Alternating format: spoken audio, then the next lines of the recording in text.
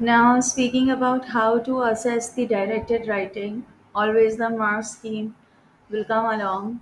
And for the specimen papers, also, we have the mark scheme that is divided level wise. Okay, and the top level 5 contain the marks, the bracket of the marks is 9 to 10 for 10 marks on reading, and then the writing marks again level 5 is given, and the bracket of the marks is 13 to 15. And the question comes that how we are going to place them onto those levels. Okay, first we have to decide that on which level the student is standing by after reading the response. Okay, so just telling you that if you have got the response of a very good student, so what you are going to do. If there is a selection of a very good range of ideas and they are offering effective analysis and evaluation, and by while they are doing so, they are also developing their ideas fully. So the four main ideas are there. Good range of the ideas are picked up. By the good range, remember 4 to 5 ideas are enough. They are analyzed and they are evaluated and then they are developed also. So these four things you will keep in mind while you are awarding them the marks for reading, right? And if they have done these four things effectively, now you see that subjectivity comes over here, the personal response of the examiner also comes over here. What might be very attractive for you might be bland, might be insipid for me, but we have to remain objective to the possible, to the most possible point.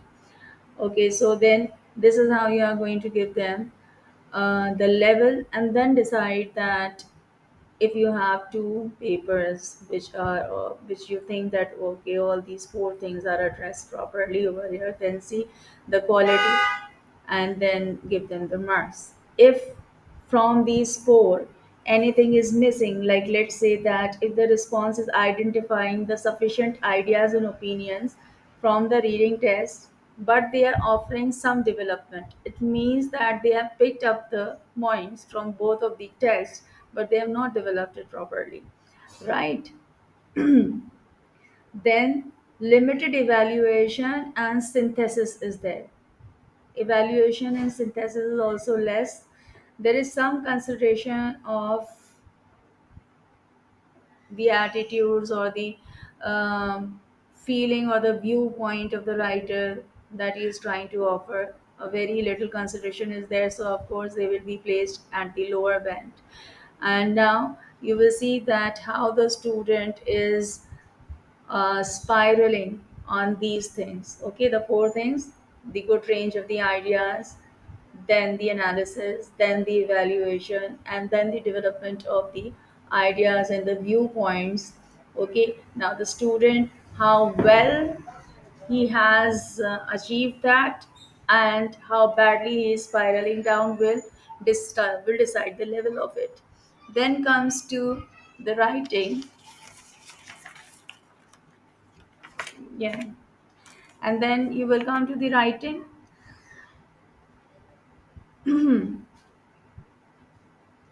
If the writing is effectively organized and it accurately uses a range of sentence structures, including the simple, compound, and complex sentences, in some cases the minor sentences, in some cases the non-sentences also, if they are used for effect to create the desired effect, but not only for the sake of use, but they are fitting to the context and they are creating some deliberate effect on the reader. Okay, then you will be placing them at the high level, that is level 5. Okay, the range of vocabulary is there, and by the range of vocabulary does not mean that they will be using Shakespearean vocabulary, not at all. Okay, or they are using the vocabulary that is of C2 level. No, the vocabulary for CIE, or if I talk about CIE 1123 course board, okay, the CEFR level for this course is B2. Like, so you can go and explore that what are the ranges of B2 vocabulary, okay, and the student should have used them, right? So the effectiveness of the sentence structure and the good use of vocabulary, the preciseness, the conciseness, this is very important.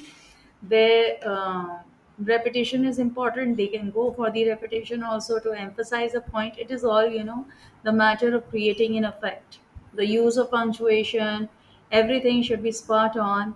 Everything should be an instrument to attain the targeted question that is given to them. Of course, if they are writing the speech, there will be rhetorical questions ending with the question mark, and there will be exclamation mark. There can be dashes also, there can be ellipses also, all to be used to create an effect of urgency, immediacy, to create an effect of excitement, surprise, startling, shock. So the punctuation can also be used over there. Okay, sentence structures when the idea is to be introduced or the reader has to be drawn in the moment there, the simple sentence must be used, and then when they are unfolding the details, okay, then they can go with the compound and the complex sentence. This is, I'm telling my own, learning. The key very, succinctly tells that these are the things the sentence structures and the vocabulary is most focused on, and of course SPAG span. Okay, if you see that their students have done well in the reading also, in the writing also, then give them the level and then attain the marks. And if the student has not done this, then that you have to remain objective and give them the marks which they really deserve.